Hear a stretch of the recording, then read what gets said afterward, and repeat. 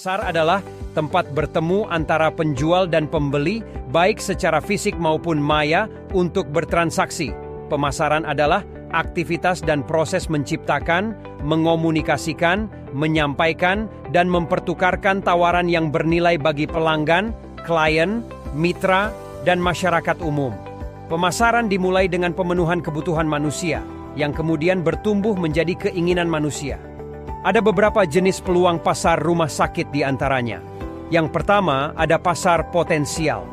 Pasar ini adalah kelompok demografis yang menunjukkan minat tertentu untuk membeli dan menggunakan produk atau jasa kita, namun tidak termasuk dalam daftar pelanggan. Yang kedua, ada pasar yang tersedia atau available market. Pada pasar ini terdapat kumpulan konsumen yang mempunyai minat, penghasilan, akses terhadap suatu penawaran pasar. Selanjutnya ada pasar yang tersedia dan terbatas atau qualified available market, di mana sekumpulan konsumen yang memiliki minat dan akses untuk penawaran pasar tertentu, namun memerlukan kualifikasi. Yang terakhir ada pasar yang dilayani atau served market, yaitu segmen pasar total yang secara aktif dilayani oleh perusahaan dan selalu ada dalam pemantauan radar perusahaan. Peluang pasar adalah suatu kondisi di mana keadaan dan waktu menciptakan sebuah kesempatan bagi perusahaan untuk mengambil tindakan atau strategi bisnis. Peluang pemasaran menciptakan dasar untuk mendorong penjualan yang diharapkan akan berakhir dengan terlaksananya penjualan tersebut. Ada beberapa gap antar generasi pasien rumah sakit. Seperti yang kita ketahui, pasien kelahiran 1925 sampai 1945 dinamakan silent generation. Pasien kelahiran 1946 sampai 1964 dinamakan baby boomers. Pasien kelahiran 1964 sampai 1979 dinamakan Generation X. Kemudian pasien kelahiran 1980 sampai 1994 disebut generasi millennials. Kelahiran 1995 sampai 2014 disebut denegan generasi Z. Dan kelahiran tahun 2015 sampai sekarang disebut dengan generasi Alpha. Berikut ini merupakan konsep inti pemasaran menurut Philip Kotler. Philip Kotler menjelaskan bahwa pemasaran dimulai ketika ada keinginan, kebutuhan, dan permintaan dari masyarakat yang akan melahirkan produk, baik barang atau jasa dari penjual, dan pada akhirnya mereka akan dipertemukan di pasar. Tugas pemasar adalah menghubungkan produk tersebut dengan konsumen. Adapun kegiatan peluang pasar rumah sakit, diantaranya pengukuran besarnya pasar yang akan disasar. Kemudian menganalisis konsumen atau calon pasien rumah sakit. Menganalisis peluang pasar bisa dilakukan dengan cara: pertama, pemilihan target pasar secara spesifik. Kedua, memperhatikan kebutuhan target konsumen. Dan langkah yang terakhir yaitu lebih dekat dengan konsumen. Berikut merupakan kerangka analisis peluang pasar. Yang pertama ada pelanggan. Yang harus dilakukan di sini adalah menganalisis lingkungan pelanggan, mengungkapkan kebutuhan pelanggan yang belum terpenuhi atau kurang terlayani, serta masuk ke dalam kriteria pasar yang mana. Kemudian ada teknologi. Melakukan analisis terhadap lingkungan teknologi, mengungkapkan kesiapan teknologi perusahaan atau rumah sakit. Untuk bekal manajer membuat penawaran pemasaran. Selanjutnya ada perusahaan. Analisis lingkungan perusahaan mengungkapkan keadaan sumber daya perusahaan saat ini sangatlah diperlukan. Dan yang terakhir ada kompetisi. Menganalisis lingkungan kompetisi, mengungkapkan struktur industri dan pasar, menganalisis pesaing utama di pasar, dan keunggulan perusahaan terhadap masing-masing pemain kunci. Berikut ini ada beberapa tahap mengukur permintaan pasar. Yang pertama, membuat perkiraan permintaan pasar secara total. Yang kedua, estimasi permintaan pasar sesuai daerah. Yang ketiga, estimasi kemungkinan penjualan dari suatu pasar. Selanjutnya, estimasi pangsa pasar. Dan yang terakhir, membuat perkiraan permintaan masa mendatang. Analisis pasar. Pertumbuhan pasar atau Market Development Index.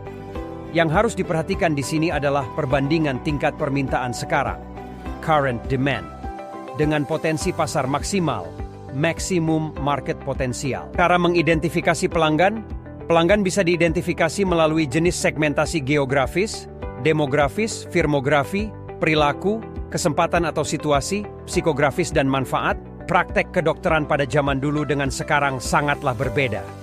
Di mana dulu dokter adalah dewa atau otoritas tertinggi dan pasien adalah pelayan atau tingkat bawah. Sedangkan praktek kedokteran sekarang, dokter adalah pemberi layanan dan pasien adalah konsumen atau otoritas tertinggi.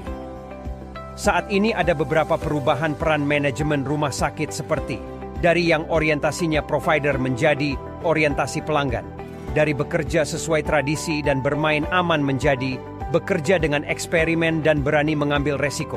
Dulunya berpikir mereka dan kami, sekarang menjadi perspektif organisasional yang dari bersifat sinis menjadi optimis. Manajemen rumah sakit memiliki beberapa tantangan, di antaranya tekanan maupun kecemasan dalam menghadapi masalah kompetisi dengan rumah sakit lain, keterbatasan sumber daya, perubahan dalam mekanisme pembayaran layanan kesehatan dari fee for service menjadi claim in a CBG, perubahan hubungan antara dokter dan rumah sakit, pergantian administrasi, dan tekanan kerja yang bersifat multicultural. Rumah sakit yang berorientasi kepada pasien dituntut untuk melihat posisi organisasi yang berada di bawah tanggung jawabnya dalam situasi lingkungan eksternal, melihat institusi yang dipimpinnya sebagai subsistem lingkungan organisasi sebagai lingkungan makro yang berpengaruh secara langsung dan tak langsung terhadap situasi dan kondisi lingkungan mikro atau rumah sakit yang dipimpinnya. Lingkungan eksternal rumah sakit meliputi 1. Lingkungan jauh yang terdiri dari lingkungan sosial budaya, hukum, ekonomi, politik, teknologi, dan epidemiologi. 2. Lingkungan sektor dan industri kesehatan misalnya SKN, kebijakan kesehatan, dan peran serta swasta. 3. Lingkungan dekat yang sangat menentukan operasional sehari-hari, misalnya hubungan lintas sektoral, kerjasama dengan masyarakat, rumah sakit kompetitor, rekanan, dan tenaga kesehatan. Kondisi lingkungan eksternal dapat merupakan ancaman atau peluang bagi rumah sakit, karena lingkungan eksternal sangat berpengaruh terhadap tingkat dan kualitas kebutuhan, serta harapan pelanggan yang dilayani. Kemampuan manajer dalam mengurangi ancaman dan menangkapnya sebagai peluang bisnis sangat diperlukan, terutama oleh manajemen pemasaran yang harus selalu dekat dengan pelanggan. Berikut ini contoh analisis peluang pasar di Rumah Sakit Inko Sorowako. Kabupaten Luwu Timur terdiri dari 11 kecamatan. Jumlah penduduknya sebanyak 300.000. Rasio perbandingan jumlah penduduk laki-laki lebih besar dibandingkan perempuan. Komposisi penduduk pada usia produktif mencapai 54%. Hanya terdapat 1 rumah sakit dan 1 RS swasta dan 1 RSUD. RS melayani perusahaan PT FAL Indonesia Tbk dan masyarakat 6 kecamatan. RSUD 1 Lagaligo terletak 99 km dari RS Inko Sorowako. Melayani karyawan dan tertanggung PT FAL Indonesia Tbk dan masyarakat 6 kecamatan. Terdapat 200 perusahaan nasional dan lokal di area Sorowako. Terdapat Center of Excellence, layanan ibu dan anak serta trauma center. Adapun data yang didapatkan dari rumah sakit tersebut. Usia pelanggan 35 sampai 55 tahun.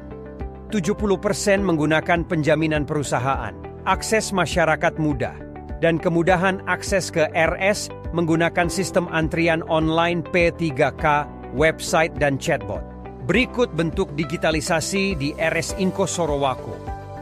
Beberapa fasilitas yang ditawarkan di RS Inko Sorowako. Di antaranya, hasil pemeriksaan dijelaskan dokter pada hari yang sama. Terdapat Wi-Fi dan lounge, dan juga tersedia beberapa kelengkapan sarana penunjang, seperti laboratorium klinis, radiologi, EKG, treadmill, spirometri, dan audiometri. Rumah sakit ini juga menerima kerjasama asuransi dan kerjasama perusahaan.